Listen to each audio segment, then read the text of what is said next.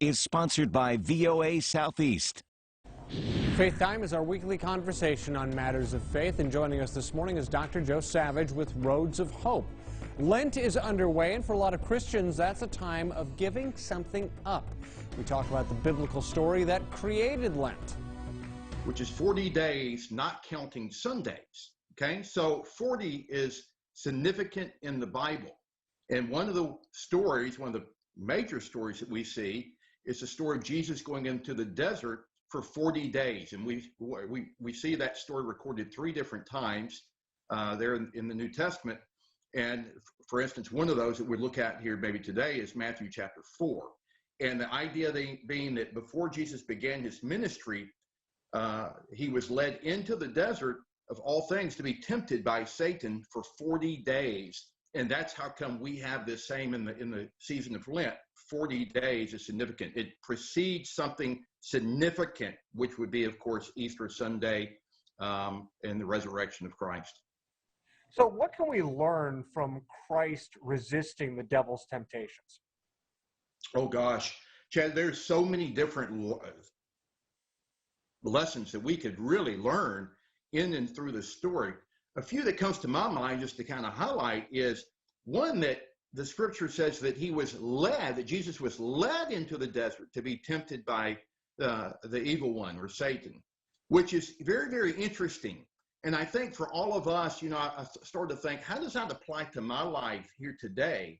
Certainly I'm not Christ, and certainly Christ was perfect and holy, and I am not. But the idea is that sometimes God leads us into places that seem like a desert, a place of loneliness, of isolation. COVID is a prime example.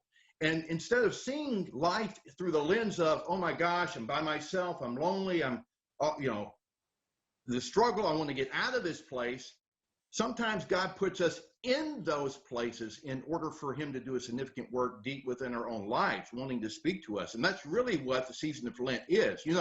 Growing up as a Baptist, we never really even talked about Lent. The only time I ever learned about Lent was from my friends saying they're going to go without a Snicker bar and without a hamburger or something.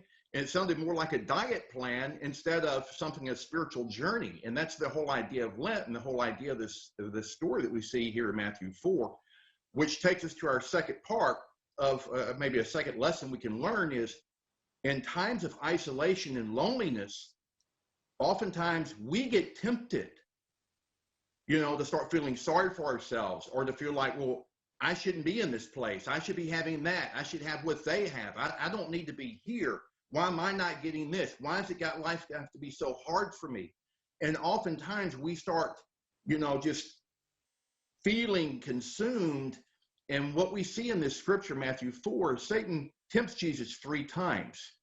It says at the end of Jesus' 40 days of fasting, it says he became hungry, which is very interesting.